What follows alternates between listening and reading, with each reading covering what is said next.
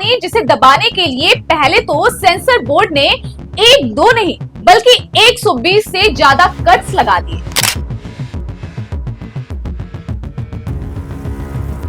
मानवाधिकार कार्यकर्ता जसवंत सिंह खालरा के जीवन पर आधारित इस फिल्म को आखिर क्यों लोगों की नजरों से छिपाने की कोशिश की जा रही है?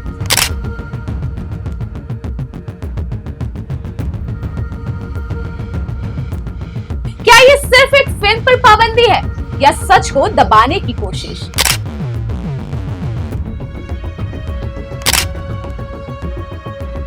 बात हो रही है मशहूर अभिनेता और सिंगर दिलजीत दोसांझ की फिल्म सतलुज की।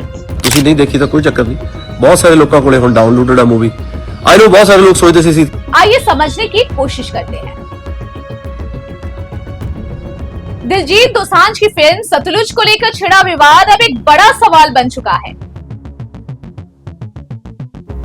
मानवाधिकार कार्यकर्ता जसवंत सिंह खालरा के जीवन पर आधारित इस फिल्म को आखिर क्यों लोगों की नजरों से छिपाने की कोशिश की जा रही है? आखिर क्यों इतिहास के उस दौर की सच्चाई को पर्दे पर आने से रोका जा रहा है? क्या ये सिर्फ एक फिल्म पर पाबंदी है या सच को दबाने की कोशिश? जानिए इस पूरे विवाद के पीछे की असली कहानी और केपीएस गिल से लेकर खालिस्तान आंदोलन के उस दौर का पूरा सच जिसे छिपाने की कोशिश की जा रही है। ਤੁਸੀਂ नहीं देखी तो कोई चक्कर नहीं, बहुत सारे लोगों को हुण डाउनलोडेड है मूवी।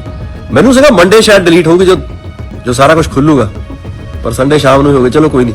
एक ऐसी फिल्म जिसे दुनिया के सामने आने से रोकने के लिए पूरी ताकत लगा दी गई, एक ऐसी कहानी जिसे दबाने के लिए पहले तो सेंसर बोर्ड ने एक दो नहीं बल्कि 120 से ज्यादा कट्स लगा दिए और जब 4 साल की कानूनी लड़ाई के बाद बेहद खामोशी से ये फिल्म ओटीटी पर रिलीज होती है तो महज 2 दिन के अंदर वहां से भी इसे हटा लिया जाता है।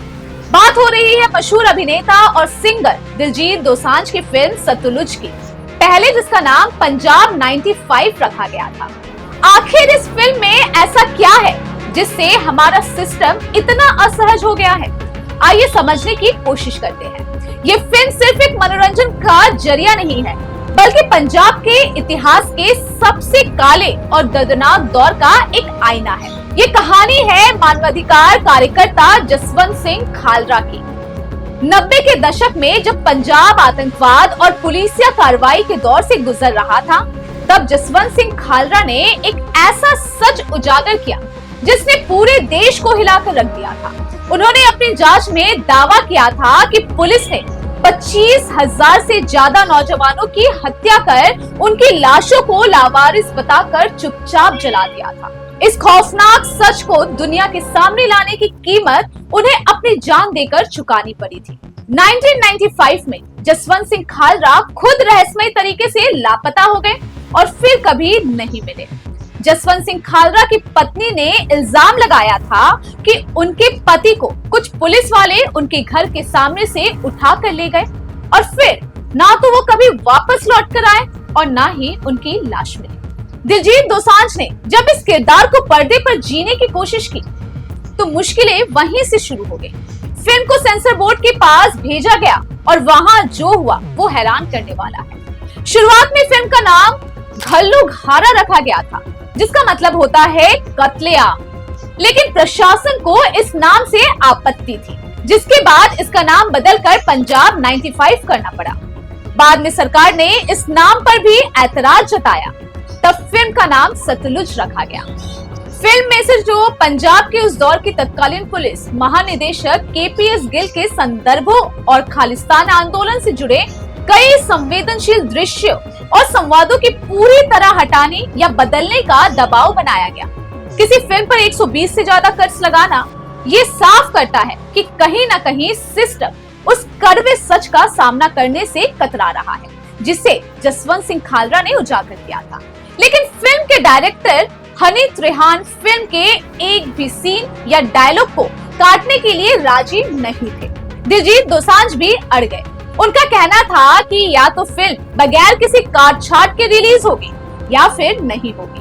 4 साल की लंबी कानूनी कार्रवाई के बाद 3 जुलाई को नए नाम सतलुज के साथ ये फिल्म बड़ी ही खामोशी के साथ OTT पर रिलीज की गई थी, जिस पर जसवंत सिंह खालरा की पत्नी और खुद दिलजीत दोसांझ ने खुशी का इजहार किया था।